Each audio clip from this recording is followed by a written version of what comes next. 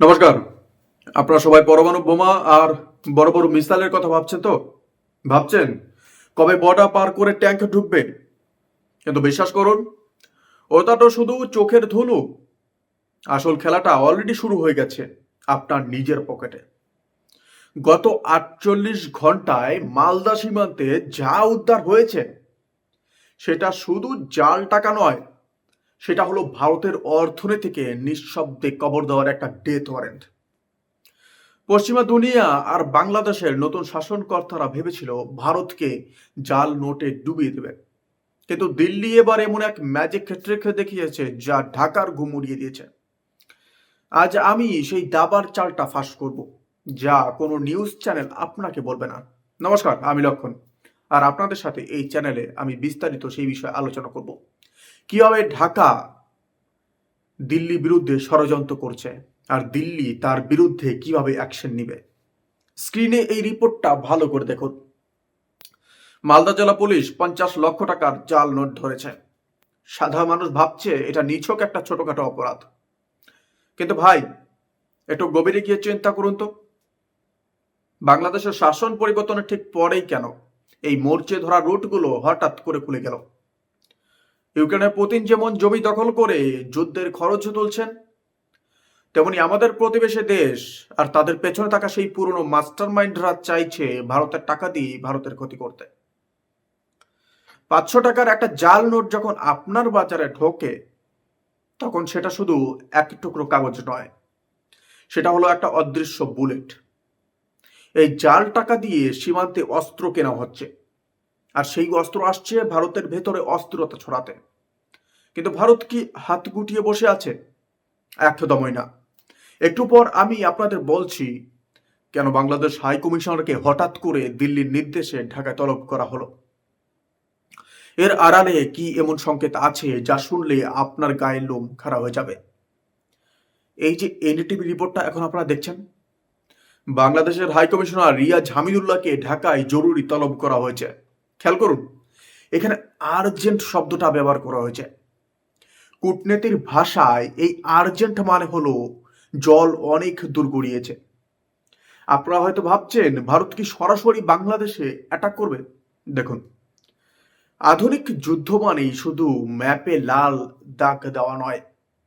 ভারত এখন এমন এক অদৃশ্য দেওয়াল তুলছে যা বাংলাদেশের নতুন প্রশাসন কল্পনা করতে পারেনি। আমি ভিডিও শুরুতে বলেছিলাম একটা বড় সত্য ফাঁস করব।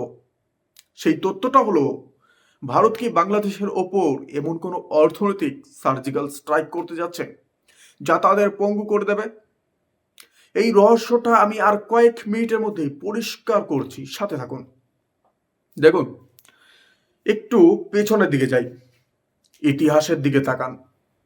ব্রিটিশরা আমাদের সম্পদ দিয়েই আমাদের ওপর শাসন চালিয়েছিল, আর সেই বাংলাদেশের মাটি আজ ব্যবহার করে একদল লোক চাইছে ভারতের সম্পদ নষ্ট করতে। কিন্তু মনে রাখবেন, 2025 থেকে 2026 সালে ভারত আর সেই পুরনো নরমপন্থী ভারত নয়। বাংলাদেশের হাই কমিশনারকে ডেকে পাঠানো মানে হলো এটা শেষ ওয়ার্নিং। ভারত পরিষ্কার জানিয়ে দিয়েছে, যদি সীমান্ত দিয়ে উগ্রপন্থা আর জাল নোট আসা বন্ধ না হয়, তবে ভারত তার সবুজ সংকেত দিয়ে দেবে বিএসএফ কে। আর আপনারা জানেন, বিএসএফ কে যদি একবার অর্ডার দিয়ে দেওয়া হয় তাহলে বাংলাদেশের কি অবস্থা হবে। আপনারা কি জানেন, গত কয়েক দিনে সীমান্তে ড্রোনে নজরদারি 10 গুণ বাড়ানো হয়েছে। কেন? কারণ ভারত এখন আর শুধু আত্মরক্ষার কথা ভাবছে না।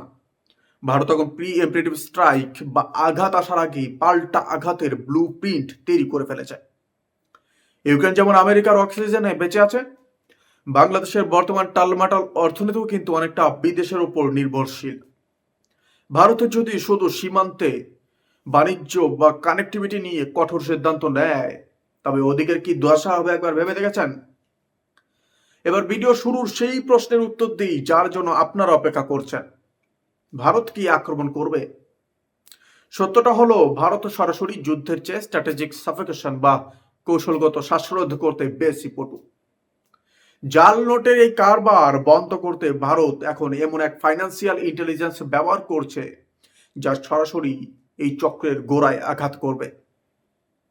ঢাকার হাইকমিশনারকে তলব করা মানে হলো দিল্লি সাফ জানিয়ে দিয়েছে আপনাদের ভেতরে কি রাজনীতি চলছে সেটা আপনাদের ব্যাপার, কিন্তু সেই রাজনীতির আঁচ যদি ভারতের জাতীয় নিরাপত্তায় লাগে তবে তার ফল হবে ভয়াবহ। ভারত এখন সীমান্তে এমন এক ডিজিটাল ফেন্সিং আর ইকোনমিক সিলিং করছে যা জাল নোটের কারবারিদের চিরতরে বেকার করে দেবে। এটাই হলো ভারতের সেই সাইলেন্ট অ্যাটাক, যা বাইরে থেকে দেখা যায় না কিন্তু ভেতর থেকে শত্রুকে শেষ করে দেয়। আজকের এই ভয়াবহ যে পরিস্থিতি, এই ভয়াবহ পরিস্থিতি দেখে আপনার কি মনে হচ্ছে? কি মনে হয় আপনার? বাংলাদেশের এই নতুন শাসন আর তাদের যে ভারত বিরোধী নীতি, এটা কি আমাদের জন্য বড় বিপদ হতে পারে, নাকি ভারত শক্ত হাতে এখনো এদের ডানা ছেটে দেবে? আপনার কঠোর মতামত নিচে কমেন্ট করে জানান, কারণ আপনার এক একটি আওয়াজই আজ ভারতের আসল শক্তি। পরে ভিডিওতে আমি দেখাবো কিভাবে পাকিস্তানের মদদে বাংলাদেশের ভেতরে ভারতের বিরুদ্ধে নতুন ট্রেনিং ক্যাম্প তৈরি হচ্ছে। সেই এক্সক্লুসিভ রিপোর্টটা একদম মিস করবেন না। দেখা হচ্ছে খুব শীঘ্রই। জয় হিন্দ।